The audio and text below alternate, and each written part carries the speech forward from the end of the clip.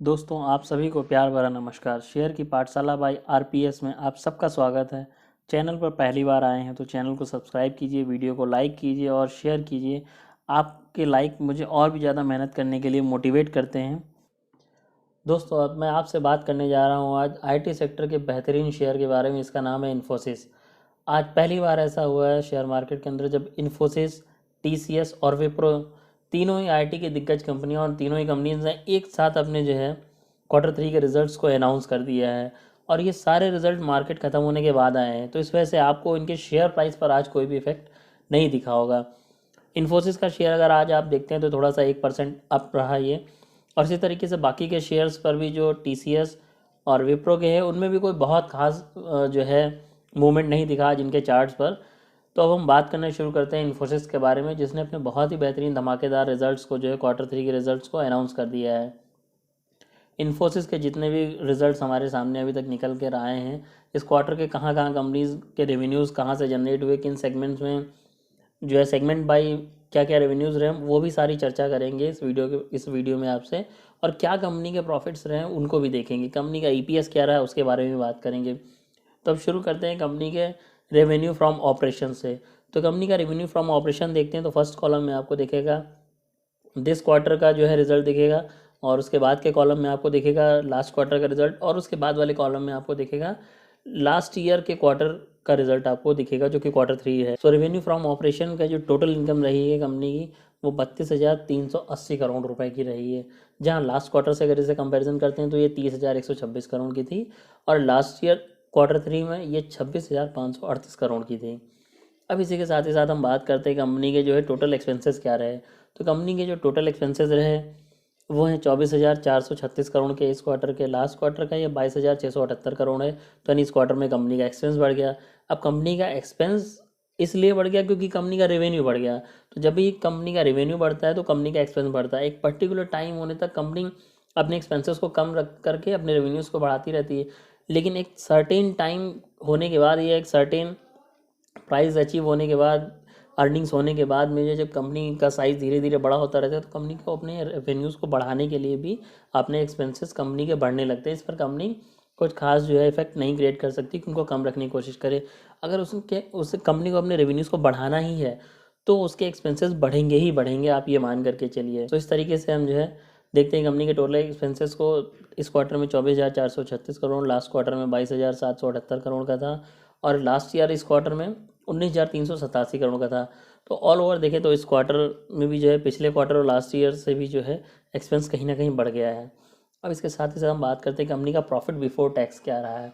तो जो टैक्सेस पे करने रहते हैं उसके पहले कंपनी के जो प्रॉफिट थे वो 7,943 करोड़ का था इस क्वार्टर का।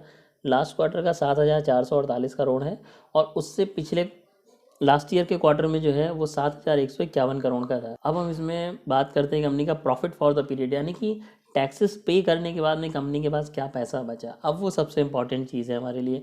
तो ये 5,822 करोड़ का है इस क्वार्टर का।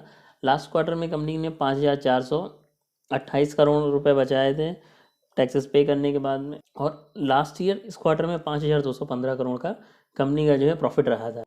अब हम बात करते हैं कंपनी के ईपीएस के बारे में। कंपनी का ईपीएस जो है इस क्वार्टर का वो 13.86 का रहा है, जो कि लास्ट क्वार्टर में 12.88 का था, और लास्ट ईयर दिस क्वार्टर में जो है ये 12.25 का था। तो जब आप इसके ईपीएस को देखते हैं तो ईपीएस भी जो है इसका पर क्वार्टर वाइज जो है इंक्रीज़ होता जा रहा है। लास्ट ईयर से भी बढ़ गया है, और लास्ट क्वार्टर से भी ये बढ़ा हुआ है। तो इसके हिसाब से देखा जाए तो कंपनी ने अच्छा परफॉर्मेंस दिया है। और सबसे अच्छी चीज़ ये, इन्फोसिस एक ऐसी कंपनी है जो एक बहुत ही हेल्दी कैश रिच कंपनी है। इसके पास बहुत रिजर्व्स हैं, इतने रिजर्व्स कि ये अपने एक सब्सिडरी कंपनी को भी ओपन कर सकती है। लार्ज कैप कैटेगरी की बहुत ह्यूज अमाउंट के रिजर्व्स रहते हैं इन्फोसिस के पास में। अब हम इसके साथ ही साथ बात करेंगे, कंपनी ने लास्ट क्वार्टर में तो जो है डिविडेंड अनाउंस किया था अपने शेयर होल्डर्स के लिए बस, बट इस क्वार्टर में कोई डिविडेंड अनाउंस नहीं किया, क्योंकि मोस्टली इन्फोसिस जो है साल में एक बार डिविडेंड देती है। इंटरिम या स्पेशल कोई डिविडेंड अनाउंस करते हैं तो एक अलग बात है। अब हम सेगमेंट वाइज रेवेन्यू को देख लेते हैं।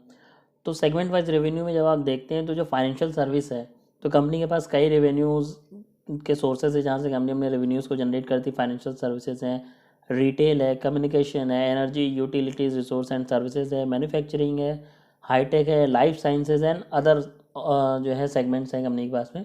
तो उसको वन बाई वन हम देख लेते हैं।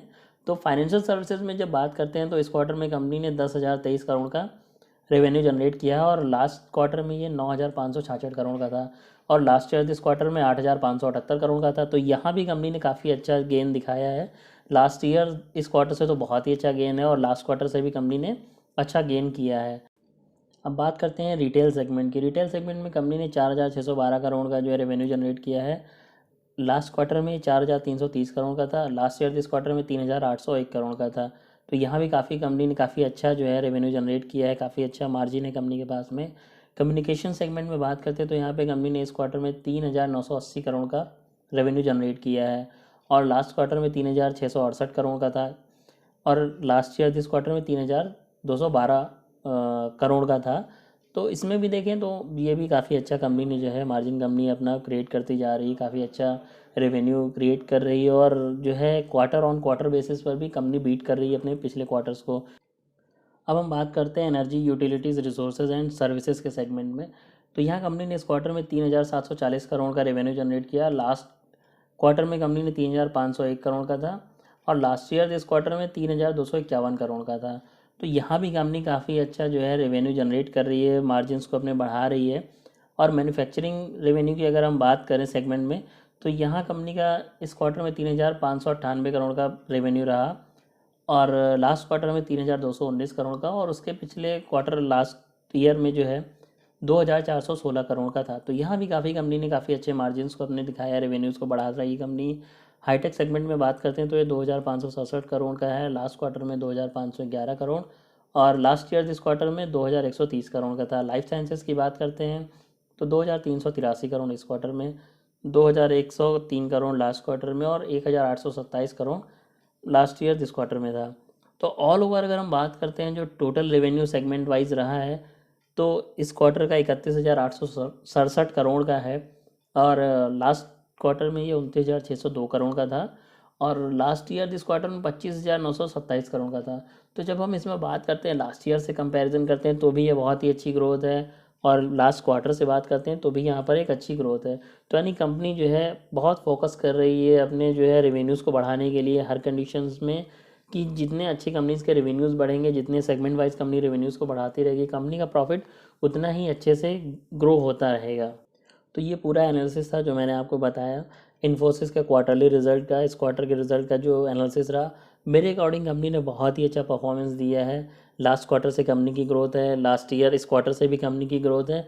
तो इससे अच्छा और क्या हो सकता है। मार्केट बहुत ज़्यादा एक्सपेक्ट करके बैठा हो कि कंपनी बहुत ही जो है फैंटाबुलस रिजल्ट शो करेगी, तो अगर मार्केट के अकॉर्डिंग ये वैसा नहीं है तो शेयर में थोड़ा सा अप एंड डाउन आपको दिखेगा। बट इन्फोसिस जैसे शेयर आज लेकर के कल बेचने के लिए नहीं होते कि इनको आपने आज खरीदा और 6 महीने बाद बेच दिया या 1 साल बाद बेच दिया।